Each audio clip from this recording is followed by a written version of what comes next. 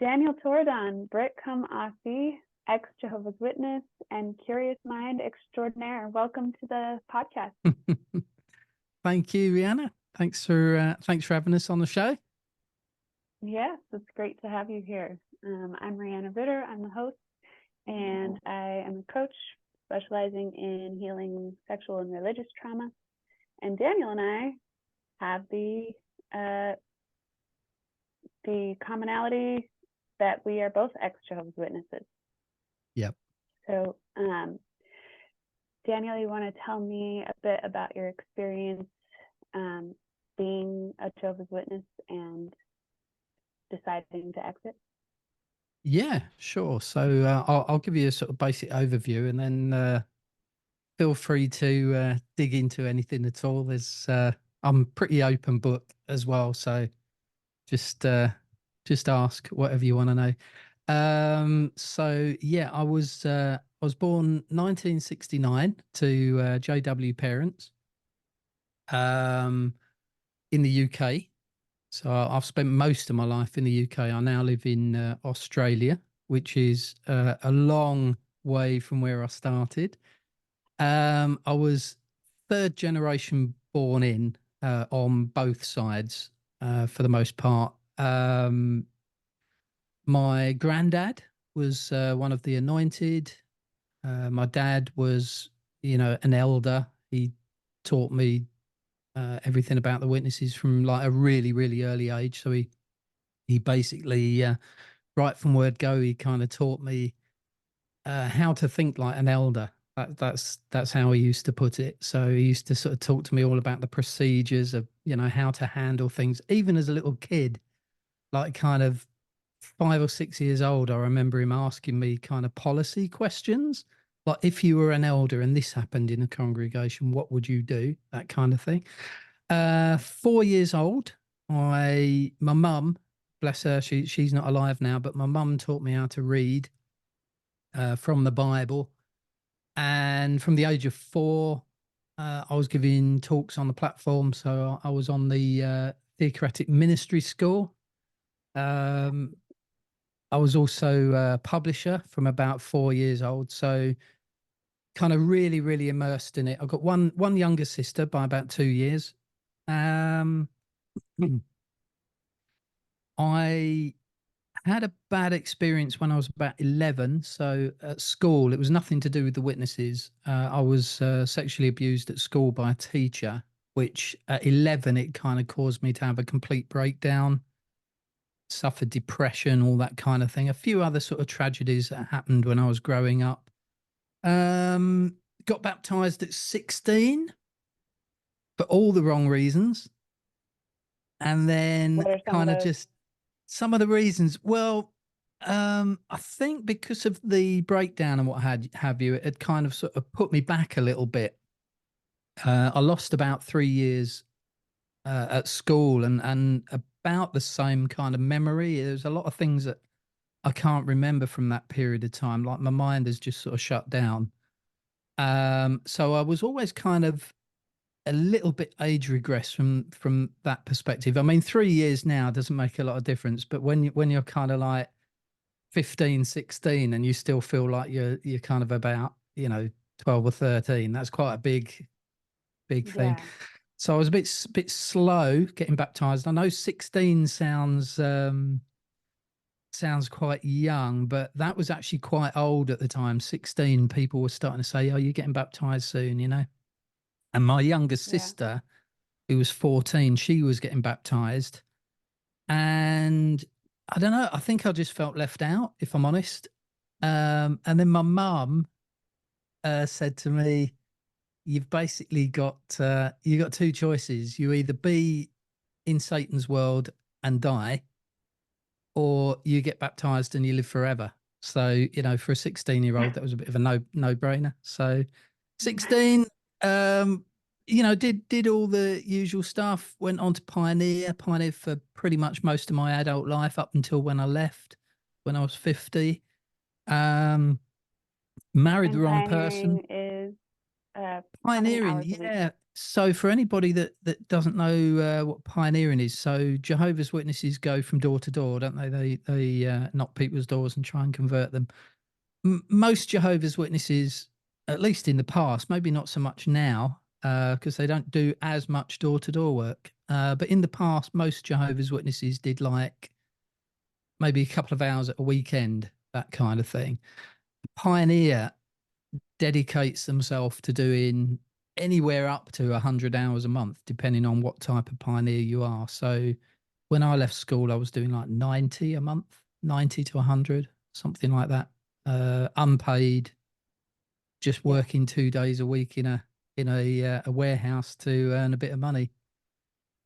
So that's kind of my early life. That's my early memories of being a Jehovah's Witness. And then you were starting to say, well, something I want to point out is like, yeah, when you're pioneering, when you're preaching that much, you are not getting paid. You're basically, it's a little bit of slave labor. Yeah, very When much you're, so. Yeah, yeah, yeah, yeah, you're doing marketing for this religion that is a company. Religions are companies. Just because they're nonprofits doesn't mean they don't profit. It just means they don't pay taxes. So yeah. the company has a goal and an agenda, and they recruit members to be their free marketing team. And 90 hours a month is a considerable Yeah, I mean, amount of time. I always laugh and say like non-profit. It basically means they've got no profits. I mean, their prophecy is abysmal. I remember as a kid, you know, kind of 16, 17, going door to door, telling people that the end of the world was coming, definitely in my lifetime, Yeah. and definitely in their lifetime. You know, I was talking to sort of people that were like 80, saying you're going to be, you know, still alive when you see it. You know, they've been dead for, you know, nigh on 35 years. So Right. it's There were a couple yeah. times when the witnesses were waiting in fields, like it was predicted that it was happening at this certain time and date, and people were waiting together, crowded together, waiting, and it didn't happen. So Yeah, yeah. it's There was an occasion pre 1914, because originally the witnesses, or the Bible students as they were known back then, believed that the end was actually coming in 1914. So Armageddon was coming. That they were all going to be raptured to heaven, effectively. And they actually went up onto the Bethel. I believe it was in Brooklyn at the time. They went up to the roof of Bethel, and they all stood on the roof waiting to be taken. That's one of the stories that kind of, when I was doing a lot of research a bit later, when I was like 30 odd, just struck me as really, really strange. And I actually started looking into a lot of the prophecies that I'd believed for years, and I just started to kind of research, why did they think like that? What was the background towards behind like the 1914 story, that kind of thing. And some of the things I found like really kind of shocked me, and I was like, yeah, this isn't true. So I'd kind of woken up by about 34, something like that. I was about 34 years old, but at that point I'd married the wrong person on the rebound, like a lot of witnesses do. You know, you think you're going to be, you know, alone forever. You've got to get married as quick as possible. You know, I had mm, four lovely kids that I love to bits, but they don't speak to me anymore. That's a long story that we can get into if you like. Yeah, and I did all the normal stuff that, particularly the guys in the organisation are encouraged to do. So I went on to be a minister or servant, became an elder. Had a lot of responsibilities, kind of assemblies, conventions. Um, I did all the kind of serving on judicial committees, disfellowshipping people when they did things wrong. Carried on pioneering pretty much all the way through that, even with four little kids. Um, but I wasn't happy. If I'm honest, I was always sort of feeling like I was on on a treadmill trying to sort of find happiness somewhere along the line and find peace of mind, but it just never came. Always felt spiritually like something was missing. Yeah, It all felt very religious, but it didn't particularly feel very spiritual. I was totally. in a pretty crappy marriage. Neither of us loved each other. I mean, she married me for all the wrong reasons as well. She had a very nasty dad, and she wanted to get out from under his sort of household, you know. And I was Yeah. getting married on a rebound from somebody that I did love. And it just made for a lot of depression, a lot of frustration. And 2004, I was 34 years old. I had a bit of a spiritual awakening, and that kind of changed everything. Mm, I do want to hear about that. Let's go back to Mm. what is a ministerial servant's duties and Right. So responsibilities. most people are familiar, like in a church, you normally have like a vicar or two, don't you? Um, in Jehovah's Witnesses, they have like a body or a group, a committee of men. It's always men called elders or overseers. They generally tend to be, or in the past, they generally tended to be a little bit older, kind of usually in their 30s or 40s at least. These days, not so much. They're appointing very, very young, kind of even 20-year-olds as elders, as long as they're yes men, which I never was. Mhm. Mm. Um, but a ministerial, so an elder is responsible for teaching the congregation. That's their primary role. Um, Teaching from the platform, counseling people, so-called what they call shepherding, which is supposed to be encouraging, but it normally isn't. Visits. Um, the ministerial servants tend to be usually younger men, and they're basically just the elders' helpers. It's not particularly a spiritual job, although if you're quite good at speaking and teaching, even as a ministerial servant, you might get used for things like that. But generally speaking, you're just kind of running around doing all the odd bod jobs, you know, like making sure the PA system works at the meetings, or unlocking and locking the Kingdom Hall, or making sure it's cool enough or whatever, you know. Um, Yeah. so I was a ministerial servant from, well, they were going to appoint me when I was 17. I was in a very nice congregation, actually. It was a very good congregation down in Crayford, in near Erith in Kent in the UK. But then we moved. My mum and dad moved me and my sister up north, to a congregation that was, I don't think they'd ever seen a young person, certainly not a young person from the south, and they didn't like me. Uh, it was very insular. They didn't like anybody really from outside that kind of area. And it took me until 23 to get appointed as a ministerial servant, even though I was regular pioneering.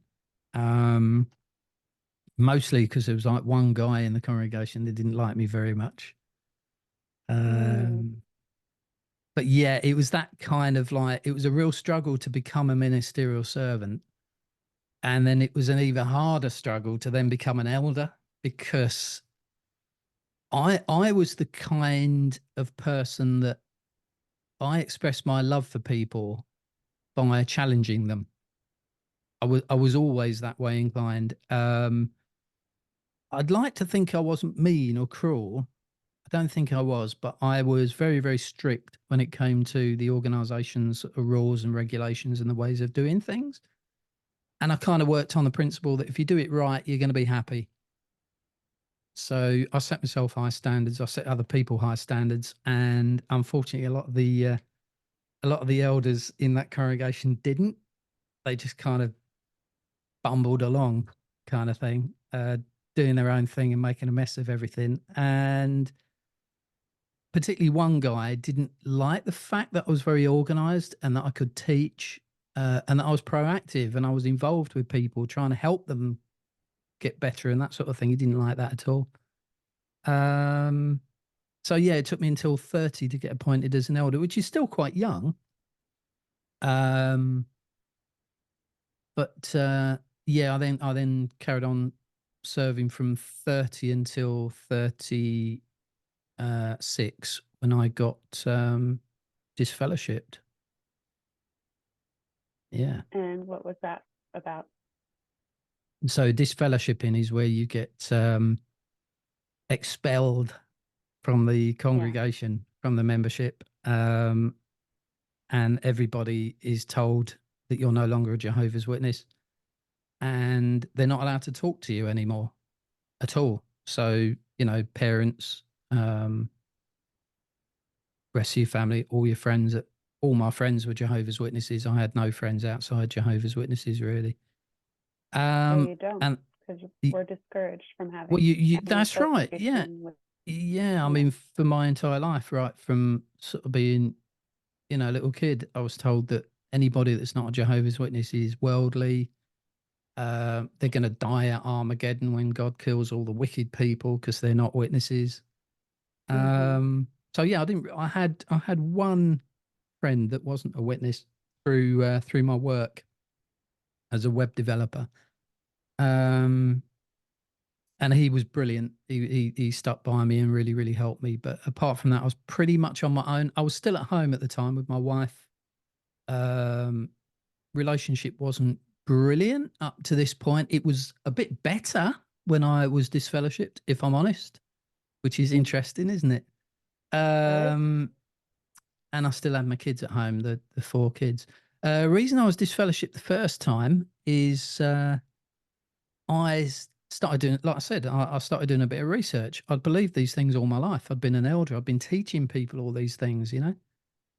And I started digging into why do we believe, for example, that Jesus returned invisibly in 1914, and why do we believe that the end is coming really, really soon? That was kind of one of the first things I dug into. And I had a fantastic library of books going all the way back. I had like the Watchtower publications going all the way back to like 1870, I think it was. And I started reading, why did they come to the conclusion about 1914 being Jesus coming invisibly? And I discovered that's not what they believed. They didn't believe that at all. They thought Jesus had already come invisibly and that he was present since, I think it was 1874 or 1878, something like that, if memory serves me right. So I think that's interesting. So they already thought Jesus was invisibly present with them. So what was 1914 all about? And when I started digging, I realized that they actually believed the end was coming in 1914, that the world wouldn't survive beyond 1914, and that they'd all be taken to heaven. And I was like, well, that's interesting, because they don't teach that now. They don't teach that anybody's going to heaven, or the 144,000, right? They teach 144,000 are going to heaven, but you know, obviously back then they thought all true Christians were going to heaven, and if you were a really zealous Christian, you'd be sort of a bit closer to Jesus. If you weren't, you'd be kind of a lesser person in heaven. But you know, I started reading all these sort of things. Hierarchical. Yeah, it was hierarchical, and it was. I was starting to read, how did they even get to 1914? And it was like, well, what they did is they measured a pyramid. They measured a pyramid in Egypt, calculated all the dates, and came up with 1915, I think it was. So they didn't even believe it was 1914 to start with. They believed it was 1915, possibly even 16. So Then some bright Charlie said, "Oh, there's no year zero between BC dates and AD dates, so you've got your date wrong. It's not 1915, it's 1914." Oh, yeah, yeah, it's 1914. You're right. Yeah, it's even closer than we thought. Right, brilliant. But we've got this problem because we've just measured the pyramid. Hmm. So they remeasured it and found it was exactly the right length still. The pyramid had Mm. shrunk by so many inches and their prophecy was still true. And you think it's almost like they're just trying to make things fit, you know? Yep. Um, and then the 607 thing really got me. The Jehovah's Witnesses believe that Jerusalem was destroyed in 607. And that's basically how they get their 1914 date because they've got rid of the pyramid thing now. They don't believe that. Mm. Mm. But it turns out what they did is they used the pyramid thing to get them to 1914, and then they counted backwards from 1914, 2,520 years. That was one of the prophecies in Daniel, in the book of Daniel in the Bible. They counted back from 1914 to get to 607. So 607, Okay. they didn't start with 607 as a solid date. They worked backwards to get that date, and it turns out that that's wrong as well. There's no evidence whatsoever that Jerusalem was destroyed in 607. It's 587 or 586. So just things like this, I started thinking, yeah, they were wrong at the beginning, and everything proved to be wrong. And every time it proved to be wrong, they just changed their mind to make it look like the end was a bit further along, you know. Yeah. And I I started I see. started talking about it. I talked about it to my dad. I spoke about it to a few of my friends. Um, I still believed it was the truth back then. I wasn't sort of planning on leaving Jehovah's Witnesses, but I basically got done for apostasy in the end and disfellowship for Mm. not believing the things that I should do and talking about it. That was my biggest crime, is that I actually dared to speak about it and question it. So. Yes. And how did your wife at the time feel about you speaking about it? Were you labeled as crazy? I was labelled as crazy. Yeah, I mean, it didn't help that kind of well, for quite a few years actually leading up to this, I'd been questioning my whole spirituality in terms of I just didn't feel like the other Jehovah's Witnesses. You know, they're always banging on about living forever in a paradise on earth, you know, and playing with the lions and building houses and eating big watermelons and all this sort of thing. And that never really sat with me. I was always kind of, there's got to be more to life than that. You know, there must be a hereafter. There must be a, kind of a heaven, maybe something like that. And that always appealed to me more. And I certainly didn't agree with the doctrine. And I used to love my Bible. Was very deep Bible student. I really was. I knew my Bible inside out. I'd read it several times and loved it. And I got to kind of thinking in 2000, probably about 1999, I started to think maybe I'm one of the anointed. Maybe that's my destiny. Maybe heaven is where I should be. Um, and I was going to partake of the memorial emblems, the bread and the wine at the annual memorial of Jesus' death, which only the anointed that are going to heaven, 144,000 are supposed to do. My dad talked me out of it. He was like, "Oh no, you're probably just feeling very spiritual." But it really nagged at me for like the next kind of 3, 4 years, 5 years. So yeah, I had all these questions in my head. I was thinking maybe I was anointed. Um, in fact, I was convinced I was anointed. That was the only thing that fitted my kind of frame of reference at the time. Um, so I started partaking of the memorial emblems in 2005, which made things worse because now not only was I questioning things, I was also partaking of the memorial emblems. So like I had a sort of target on my back at that point.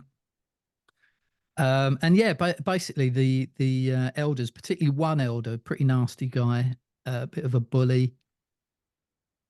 He was of the opinion I was either crazy or an apostate, one of the two. You know, I was either Yeah. out my mind or I was trouble. So yeah, I got this fellowship for apostasy. I went through 14 hours of interrogation in a back room. Wow. 14 Um, hours straight. 14 hours just trying to get me to admit that I was an apostate, which I didn't do for 14 hours. But um, I just kept saying, I'm not an apostate. I've just got questions. Still believe it's the truth, but I don't think this is right. You know, can you answer me? After 14 hours, I had a massive breakdown. I was in terrible, terrible state. It was basically like a Spanish Inquisition kind of thing. Yeah. And yeah, got disfellowshipped. Tried to kill myself on the way home in the car. I was so distressed. Um, and then I went for 3 years, 3 and a bit years as a disfellowship person, being completely ignored as an apostate. Still went to the meetings, still took my wife to the meetings, took my wife on the ministry. I used to park up at the door-to-door work. I used to park up at the end of the street and wait for her to do her preaching and then come back, take her home. Because I was of the opinion, I didn't believe it was the truth, but if she did, I would support her in that because that's her decision, you know. If she was a Catholic, I would have taken her to the Catholic Church, you know, Right. that kind of thing. But I didn't believe it anymore. But I was missing my kids. There was a lot of time apart from my kids. Obviously, she was taking them to meetings. I was at the meetings with her, but I wasn't kind of really having any sort of interaction at the meetings with them or anybody else. Right. You know, she was taking them off on the ministry. And I kind of wasn't part of that. And I was really, really worried that when my kids got older, that they would, you know, they'd grow up, they'd leave home. And of course, once a child leaves home, if you're disfellowship, you're not allowed to talk to them or they're not allowed to talk to you anymore. Right. So 2009, I decided I'd go and get reinstated, which I did. I managed. I don't know many. I know one person who was an apostate that managed to get reinstated, but apart from me and him, I don't know many apostates that have managed to get reinstated. Yeah. That's a pretty that's a pretty harsh title for Jehovah's Witnesses. I mean, we're indoctrinated, you know, when you're born into it and you're third generation, Yeah, you absolutely don't think there's anything that's possible about it not being true, especially as a child. And so absolutely. you you it's an entire identity, and it's a very strict religion, and you're only allowed to associate with other Jehovah's Witnesses except for like absolutely required, like if you're working with people who are worldly, Yep. but you don't spend any time with them outside of just the work. And so you're also a slave, and you're taught fear and scarcity, and you're taught hierarchy, and that other people are better than you, and you're better than all the people who aren't Jehovah's Witnesses, and then you are the only people you have in your life are other Jehovah's Witnesses, and then you're convinced all the time that Armageddon could come every day and that you're going to die. And Mm, you know, we all know that we could possibly die, but the way that it's preached is that it's going to be this horrible Armageddon, like inferno, mm, starving battle.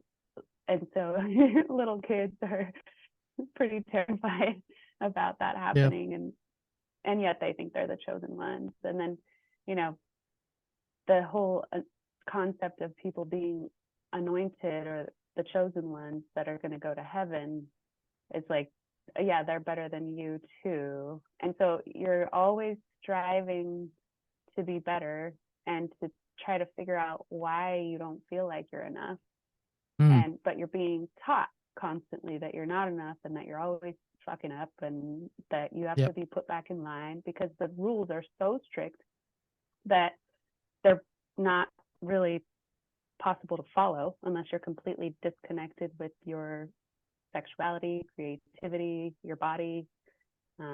any desires that you have. And so it Mm. differs from other religions in that other religions don't really enforce their stuff. They Yeah. preach from the pulpit. You walk out of there, you feel pretty good, and you get about your business and you do whatever you want.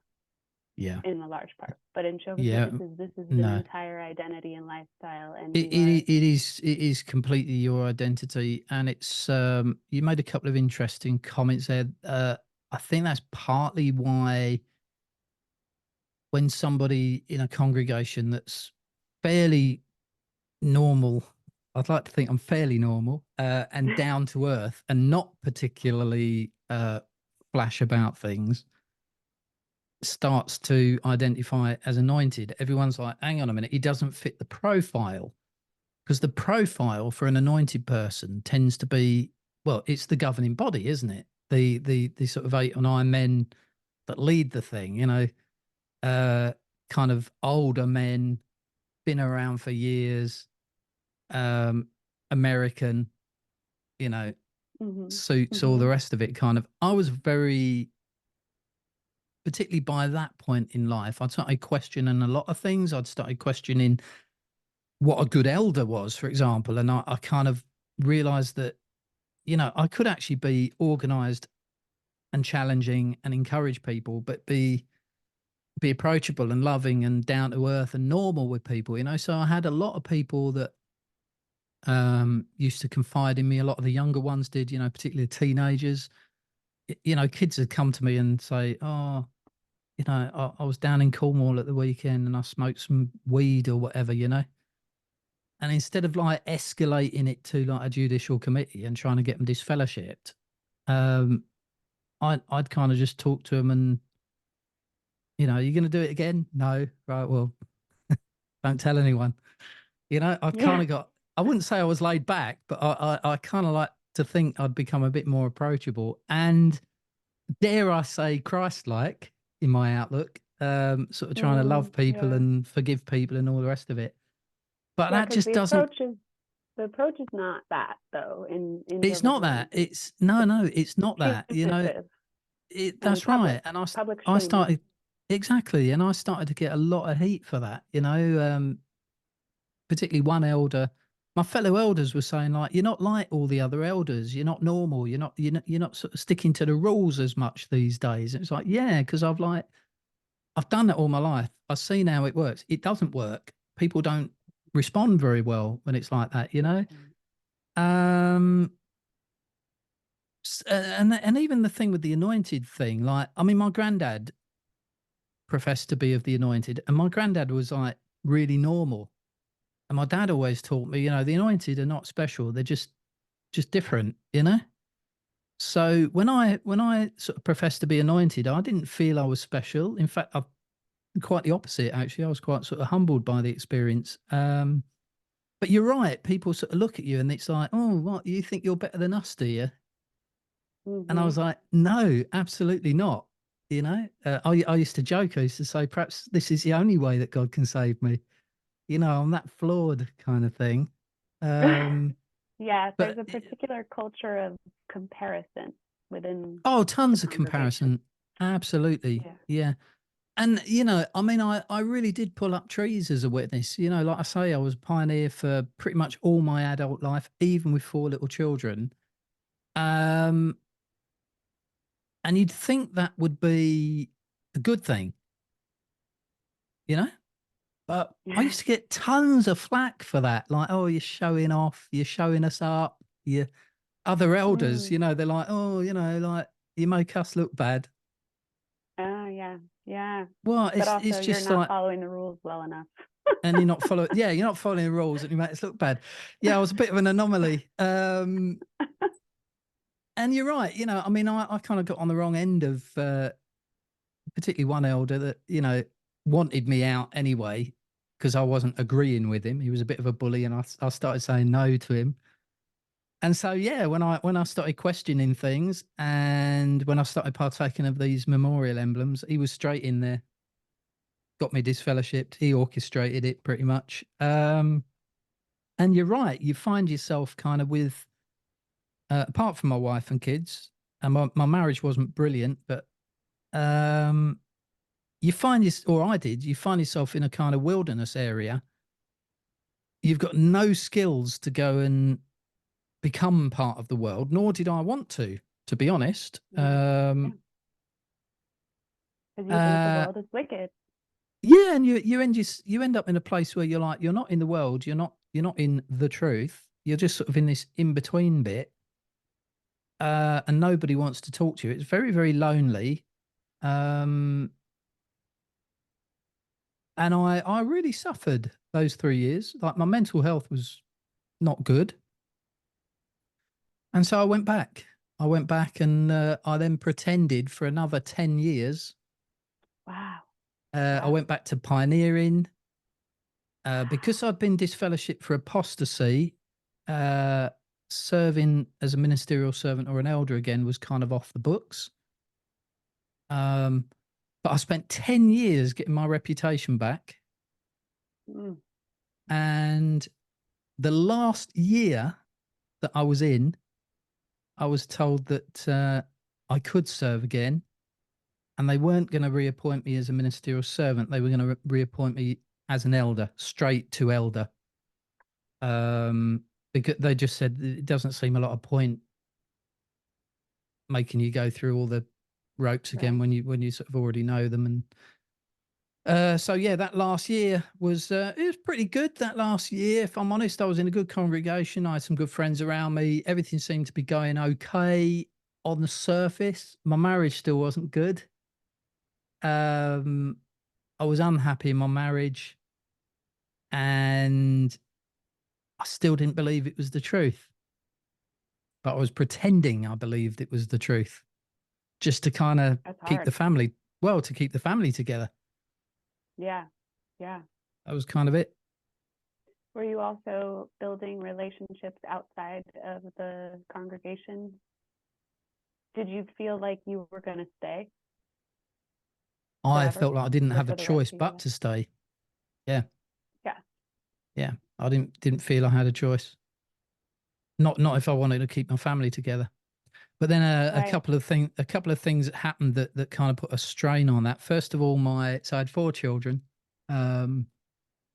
My second child, a son at the time, disassociated, said he didn't believe it, left home. He was only 16. He'd got baptized at like 14, I think. Left home. So I was kind of in this place. Do I carry on talking to my child who's now disfellowshipped, disassociated, and run the risk of getting disfellowshipped again when I've got 3 other children at home and an aging dad, and a sister and people depending on me? It was the wrong decision on hindsight, but yes, I went down the lines of pretty much not talking to him. So I did the whole shunning thing, even though I knew how painful shunning was. I didn't feel like I had a choice. I did have a choice, but at the time I didn't feel like I did. That child then announced themselves as being transgender. So he is now a she, which I have no problems with at all. I was quite, I was surprised, but that put an awful lot of pressure again, particularly on my wife's side of things. She was very not with that at all. Very upset about that. And then my oldest son, my mum died. And then my oldest son, a couple of years after that, also disassociated. So now I've got 2 out and 2 in. Oh boy. And I tried desperately to convince him. I said, don't disassociate. It'll kill your mum. It'll kill your mum if she can't talk to you. But ultimately he said, look, I can't live a lie. I've got to disassociate. So he disassociated. Okay, fine. And then just out of the blue, I say my marriage was never really good. There wasn't a lot of intimacy there. She was a shouter. which always used to hurt me a lot. There was a lot of like verbal abuse going on, and I just was miserable in that marriage. And of course, I couldn't leave. I couldn't. That's how I felt. Looking back now, I realized, well, I could have left. I could have said, Yeah. I don't love you, you don't love me, let's get divorced. I recognize now that I could have done that. But at the time, I didn't think that was an option. And Well, you're then taught to be very dependent, codependent when you grow up in this kind of religion. You don't believe that you have many choices at all. It's really that's kind right. of Yeah, you don't think you do. And the you think you're problem trapped. is you are trapped. And I think the problem is as well, there's a real issue with honesty going on here, because Mm. the decent and honest and noble thing to have done for me then would have been to sit my wife down and say, look, I don't love you. You're horrible, which she was. I'm sorry, but I didn't even like her, let alone love her. Um, I'm sick and tired of all the shouting and the aggression and the abuse, the way you treat the kids, the way you treat me. I don't want to be with you. Leave. We're getting divorced, whatever. Yeah. Um, the problem is when you don't believe it's the truth, but you're pretending it's the truth for seemingly all the right reasons. I didn't want to upset my wife again. I didn't want to lose the kids, my dad, all my friends. Your honesty is compromised. Um, and that was Yeah. basically, I think, my downfall is that I met somebody else, sister in the congregation, in a nearby congregation. We spent a lot of time on the ministry together on the, these witnessing carts that you have, hours on witnessing carts with her. And we got close, um, started texting each other, expressing our feelings. Didn't do anything at that point other than express our feelings. Um, but and I didn't tell my wife. I hid it from her, hid it from the elders. My conscience was killing me because everyone's saying, "Oh, we're going to appoint you as an elder soon." I think, "Oh God, how Mm. am I going to do this?" I'm like, "I'm going to Mm. be an elder. I don't even believe it's the truth anymore, and I'm kind of cheating on my wife. This is not good." Um, and I kind of made it. I kind of rationalized in my head. I sort of tried to make it right in my head. I thought, well, God must have a plan here. He must have a plan here.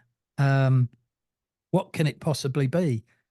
And I thought, well, maybe like I've endured this marriage for so long. Maybe, like the marriage is going to come to an end, like not of my doing. Maybe my wife's going to leave me, or um, maybe she might sort of have a heart attack or something and die, or, maybe this is God sort of putting somebody there for kind of when that happens,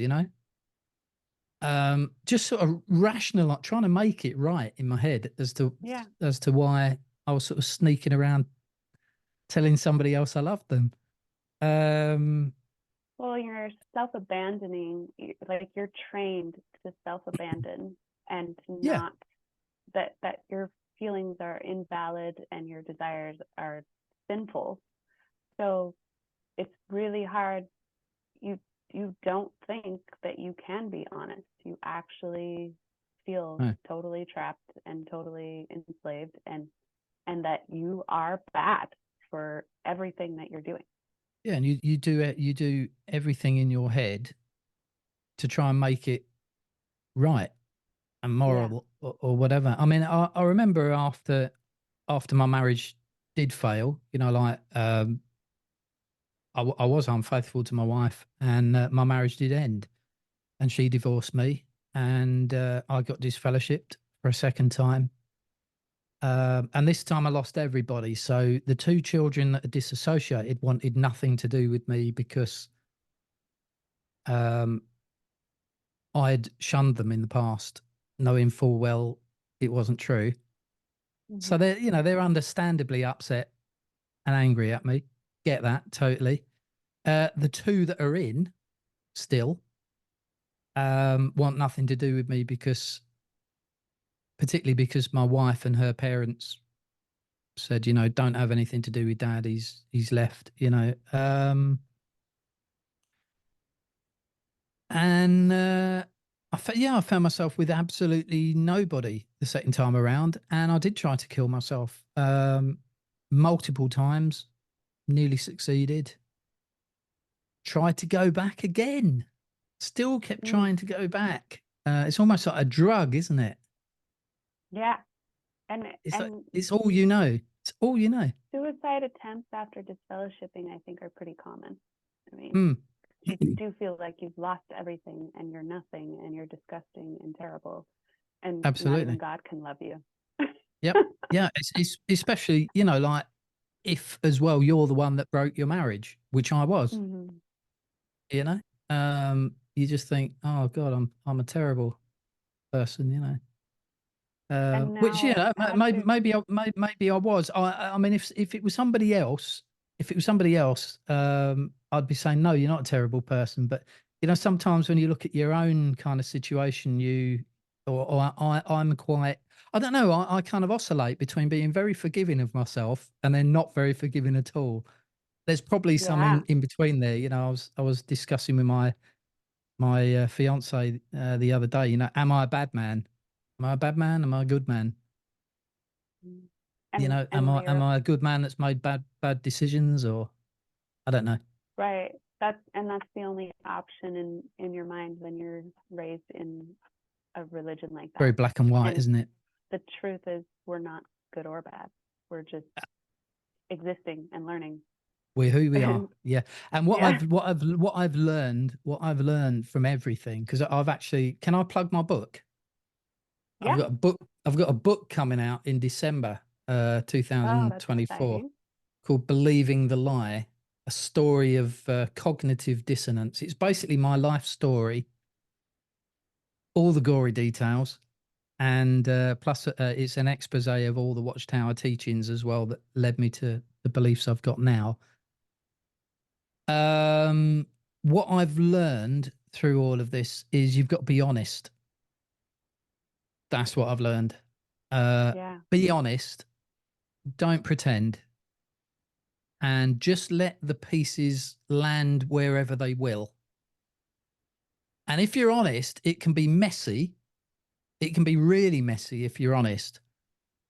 But what you do then is you pick up the pieces and you decide which pieces you want, which pieces you don't. You rebuild a new life. And you lose some people, you gain some people, you retain some people, but at least you're being honest. That's the important thing. Whereas if you're dishonest, if you do believe the lie, if you just pretend to believe when you know it's not the truth, you end up losing everything anyway. Right. And in the process, you lose your integrity through that as well. So I'm kind of at a place now, I have been for the last few years now, where I'm just brutally honest. Yeah. Authenticity. I mean, that's honoring yourself and honoring all the people around you that you're in relationships with. Because when we're lying, what we're doing is manipulating and controlling people. And that's never good. It's not good. And I can honestly, genuinely say now, I am happy. And for the first time in my life, I'm actually at peace. There's no frustration there anymore. I know what I believe. I know what I don't, but I know what I believe. I know what I don't believe. I'm not religious anymore at all. I don't really have a traditional view of God anymore. I edge more towards the sort of spirituality and universe and that kind of thing now. But I'm just really content and feel really peaceful. No, that's beautiful.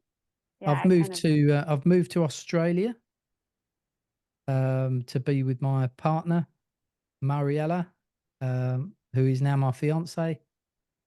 And we're getting married in October. So, well, that's really exciting. And then a book coming out in December. And a book coming out coming out in December. Yeah. So that's kind of pretty much my And you also have a podcast, yes? my story. Yeah.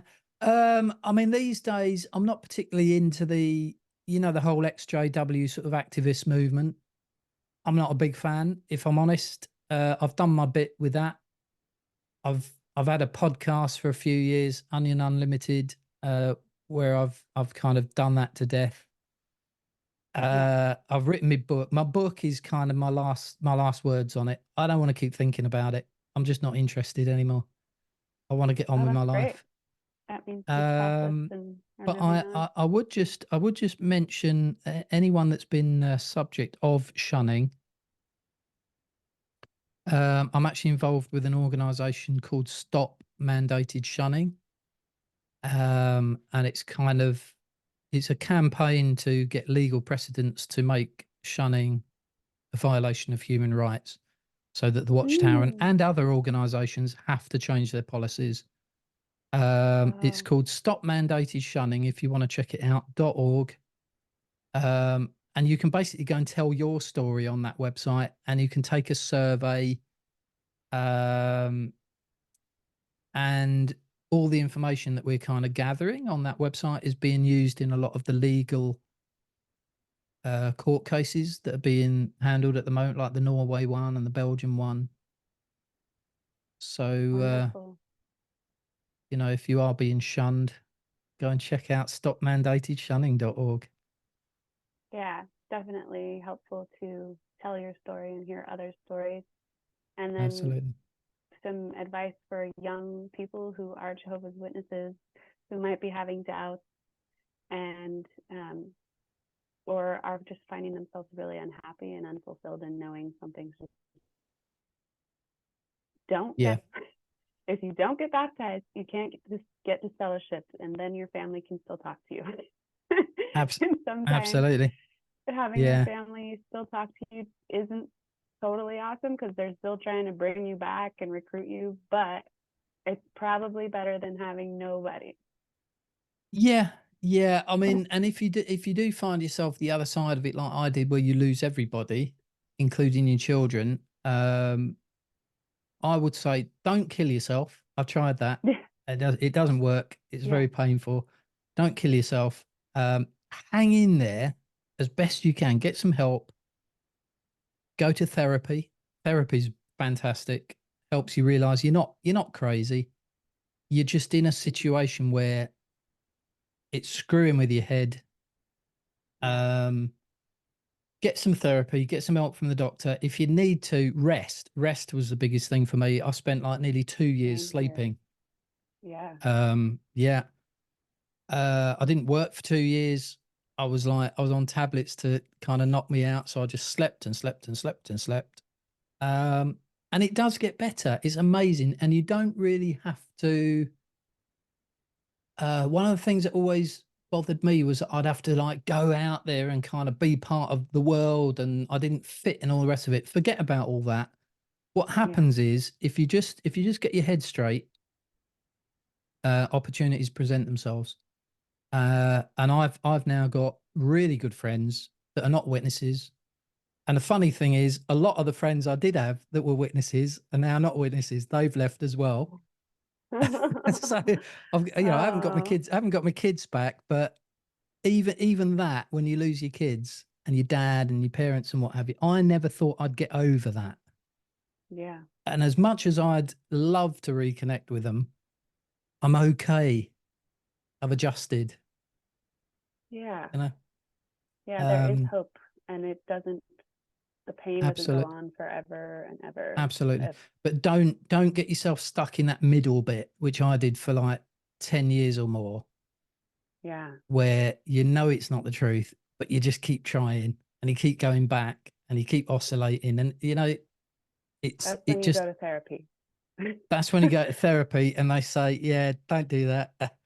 It's really not good for your mental health, that oscillation. No. Just, if you don't believe it's the truth, be honest about it, cut ties if you can, and let the pieces land where they will. That's And that's there's a my advice. whole whole world out there that is beautiful and magical and more deeply spiritual. More spiritual, and yeah, so absolutely. satisfying. Yeah. And you learn to trust yourself, you learn to love yourself, Absolutely. then you can Yeah. trust and love other people. Yep. It's really magic. So. Absolutely. I've met some absolutely beautiful people in the last few years. Me too. And you know, this whole thing about, oh, they're all wicked and they're all going to die at Armageddon. No, they're not. No, They're not. no. It's just a story to Yeah. scare you, to make you stay in, and to, you know, black and white thinking. None of it's true. Yeah. It's all a No, load of nonsense. it's all about keeping you preaching to get more members, to get more donations. It's Yep. not really, none of it's real. It's just like you said, No, a story. it's not real. It's just it's like all these things, you know, you kind of get a guy or some guys that, you know, for whatever reason, you know, they think they're better than everybody else. They start a religion. Some people like And they following. make it up. They They make a make it lot up up. as I they mean, make it up as they go yeah. along. You know, they get the money, they get the power, they get the respect. Yeah. And it's Yeah. just I've spent a long time, actually, a lot of time. I spent as much time deconstructing my beliefs as I did constructing them in the first place. I literally sat there in between sleeping for like 2 or 3 years. Mm. Well, 10 years, I guess, but the last 2 or 3 years particularly, I've kind of totally deconstructed everything. Yeah. God, Jesus, the Bible, religion, life, death, everything. I was 14 when I left, and I have spent the majority of my life, I'm 41, deconstructing. It's an So, ongoing process, isn't it? yeah. And Yeah. this is Especially when part. you have the, unique experience of having sexual trauma added to it and any other kind of abuse that had on in your Domestic household abuse, or yeah, yeah, exactly. yeah, Yeah, it's just, it compounds the whole thing, doesn't it? yeah.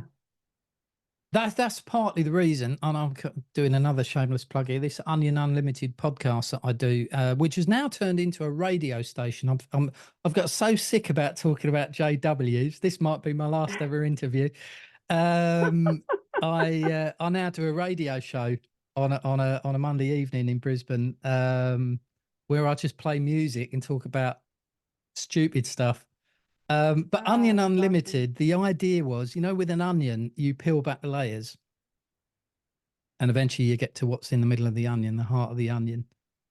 I believe that's the way that we find true peace and happiness. It's not about adding things to your life. That's what we've done Right. all our life. We've added to it this belief, that belief, pioneer, be an elder, get married, do this, do that. And you just find yourself not happy. What you need to do is get rid of anything that doesn't work for you, even if it's painful. Just get rid, shed all the layers that don't work for you. Relationships, beliefs. Eventually, what you Stuff. find is what you find is what you're left with is the real you. And it's authentic and it's genuine and it's honest, and it ain't going to change, because that is the real you underneath it all. And that's when you suddenly find, oh yeah, do you know what? I actually feel happy and at peace now. Yeah. So get rid of all the layers. That's I love that's my it. motto. That's really good. Be an onion. Yes, I love it. Well, Daniel, it's been great talking with you. We're at our hour, and thank you so You're much very for sharing welcome. your story. No, thank you for having me on the show. Hope it helps a few people. Yeah, me too. All right. Have a great Thank you. afternoon. I will. Thank Thank you you. very much. Bye for now. Bye. Bye.